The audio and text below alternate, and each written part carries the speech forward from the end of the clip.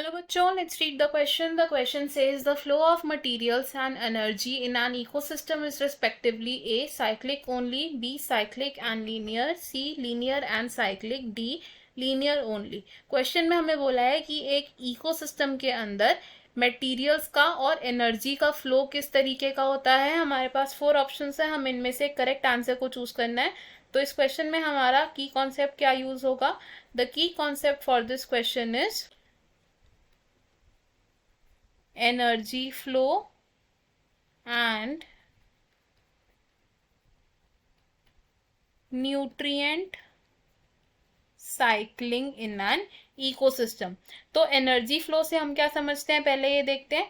Energy flow का मतलब होता है flow of energy to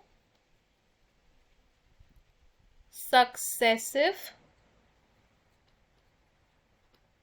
trophic levels. और अगर अब हम बात करें न्यूट्रिएंट साइक्लिंग की, तो न्यूट्रिएंट साइक्लिंग क्या होता है. न्यूट्रिएंट साइक्लिंग का मतलब होता है साइक्लिक फ्लो ऑफ न्यूट्रिएंट्स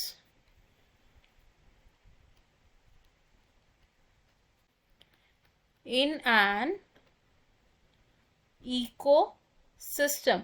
तो जब न्यूट्रिएंट साइक्लिंग की हम बात करते हैं तो हम क्या बोल रहे हैं कि जो न्यूट्रिएंट्स हैं वो रिसाइकल हो रहे हैं विद इन द इकोसिस्टम, यानी कि एबायोटिक कंपोनेंट से न्यूट्रिएंट्स ट्रांसपोर्ट हो रहे हैं to the biotic components and then further biotic component से एबायोटिक कंपोनेंट्स की तरफ जा रहे हैं. तो हम क्या बोल रहे हैं कि न्यूट्रिएंट साइक्लिंग कैसी प्रोसेस है. It is a cyclic process. Nutrient cycling क्या है. It is a cyclic process. और अगर हम बात करते हैं एनर्जी फ्लो की, तो एनर्जी फ्लो क्या है. इट इज अ लीनियर या फिर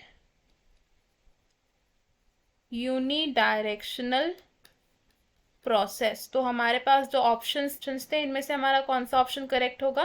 the correct answer here is option B which से साइक्लिक एंड लीनियर, बिकॉज हमारा मटेरियल फ्लो साइक्लिक है लेकिन एनर्जी फ्लो लीनियर है.